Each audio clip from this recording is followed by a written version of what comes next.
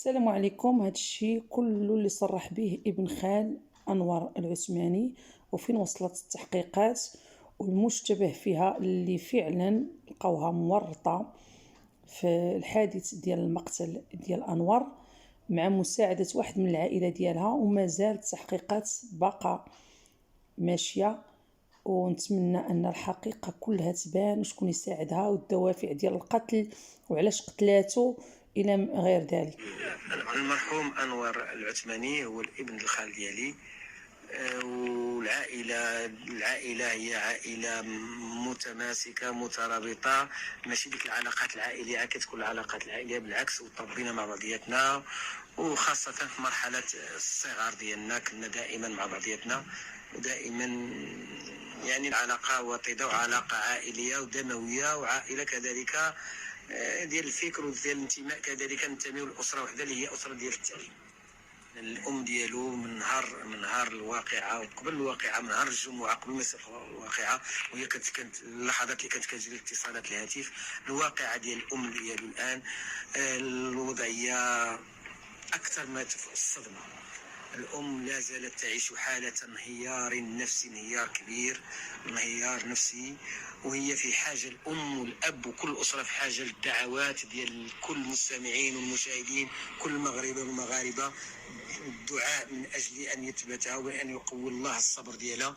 وهي في حاجة كذلك كما الأب ديالو قلت في حاجة إلى دعم نفسي حقيقي، دعم نفسي من خبراء نفسيين حقيقيين، لأن ماشي سهلة بتاتا أنك تشوف ولدك في بركة من الدماء، ماشي سهلة بتاتا انك تدخل وتلقى ولدك في بركه الدماء ومقتول، ماشي سهله بتاتا انك تبقى دقائق الا ما كانتي تقريبا ساعه الزمن وانت قدام ولدك ميت حداك، ماشي سهله بتاتا.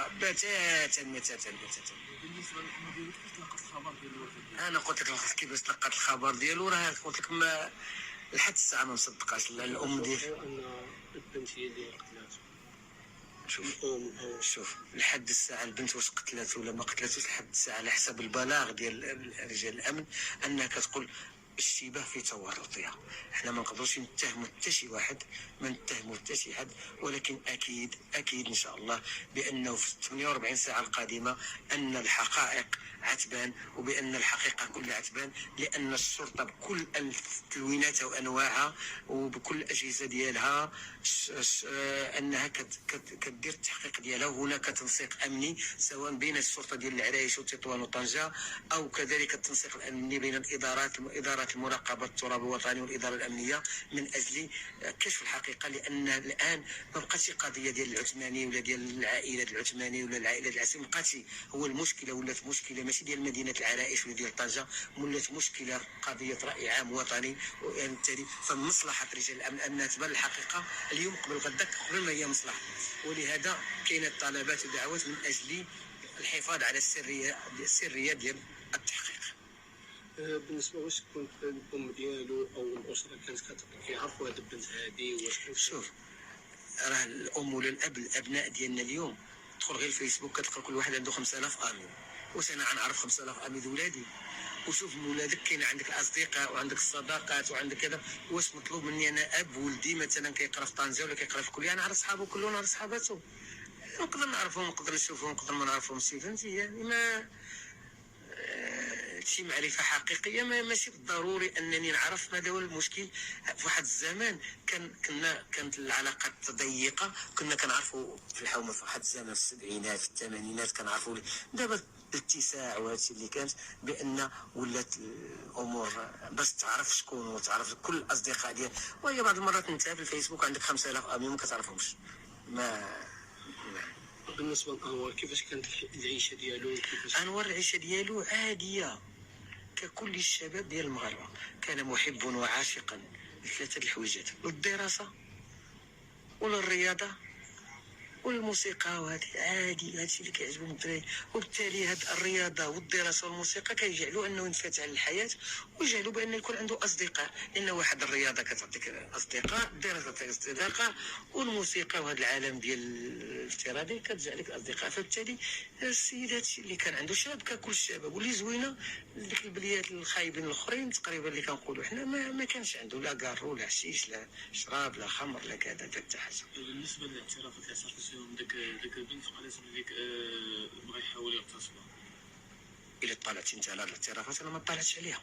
لا حيت شفنا بعض المنشورات كيقولوا بلي انا الا طلعتي انت على هاد الاعترافات انا ما طلعتش عليها، ولا شتي انت هاد المنشورات انا ما شفتهاش، ولا كانت هاد المنشورات خرجوها الامن الوطني عطيوها لنا نشوفوها. لان بحال هاد الاسئله هي اللي كتزيد عاوتاني تعمق وكتزيد. واش فعلا كاين هادي؟ لا عندك عطيه لي الله يعطيك الستر. انا يوميا في اتصال مع رجال الامن، حتى اليوم ما سمعتش هاد الهضره بتاتا، ما كايناش كاع. تقول كاينه منشورات وكاينه، شكون هاد المنشور؟ شكون شرا؟ واش كان التحقيق المفروض اللي كيكون في التحقيق رجال الامن، الامن هو اللي في التحقيق ومع المحققه ومع ذلك، مع ذلك كنت معهم في التحقيق. انا ما كنتش معهم في التحقيق، وهذا الخبر لم يصلنا بتاتا بتاتا بتاتا بتاتا بتاتا بتاتا بتاتا بتاتا. انتم كنتوا في اللحظات الاولى مسرح الجريمه. نعم. تقدروا توصفوا لنا الحاله ديال الام، الحاله كيفاش تلاقيتوها؟ من الاوائل اللي كنا في مسرح الجريمه، شنقول الام منخرطه في موجه من البكاء ثم انهيار، بعد ذلك الانهيار، وفقط نتبادل النظرات والبكاء فيما يشوف واحد في الاخر كنبكيو. الكلمات رحلت عنا ديك الساعات، وجات لغه اخرى غير لغه الكلمات ولغه الحوار. مشات لغه اخرى، ما كانش الكلام، ما اش غتقول، ما يمكنش، ما عندك فوق السطر ما كاين حتى شي حاجه. الكلمه الاخيره الله يرحمه الله يرحمه الله يرحمه الله يرحمه، والله يصبر الوالده ديالو، والله يصبرها، والله يقوي الايمان ديالها، ويصبر العائله ديالو. وندائي لكل شيء وعلى راسهم الصحافه انهم الله يعطيكم الصحه ما تشجعوش الشباب على هذا الشيء، ما تشجعوش الشباب على هذا الشيء، ما تشجعوش التفاهات، وبانه خص الدوله تعطي قيمه للمؤسسات اللي كتربي، بان المؤسسات التعليميه ما تبقاش غير كتقري، تولي التربيه، والتربيه كنعرفوها تولي مؤسسات التربيه خل التعليم، والاسره تربي والشارع يربي. لان المشكله ان مجتمع بدون اخلاق انتم كتشوفوا كيسودوا العنف وتنتظر كل شيء فيه. واش كاين شي مستجدات حاليا اخر المستجدات اللي عندنا في الاتصالات الاخيره، اخر المستجدات هو انه لا زال هناك استنطاق ديال ديك الطفله بين قوسين المراهقه، الاستنطاق ديالها، وانها راه باقا كتضرب، بانه وكاين كذلك الاستنطاق ديال القريب اللي اخفى اداه الجريمه والتليفون والبرسل البورتابل، وانه قريبا ان شاء الله قريبا غتبان الحقيقه. واش عندكم شي معلومات كيفاش تم العثور عليها؟ لا ما كاينش، لان هذه في الاتصال واخا تكون عندي معلومات ما نقدرش نقولها. علاش؟ لان خاص تحافظ على سريه التحقيق، لان شحال ما نخرجوا الهضره ما يبقى سريه التحقيق، وهذاك اللي غيكون مساعد خاص الحفاظ على سريه التحقيق، واي حاجه جديده راه يخرجها البلاغ ديال اداره الامن الوطني ان شاء الله. شكرا.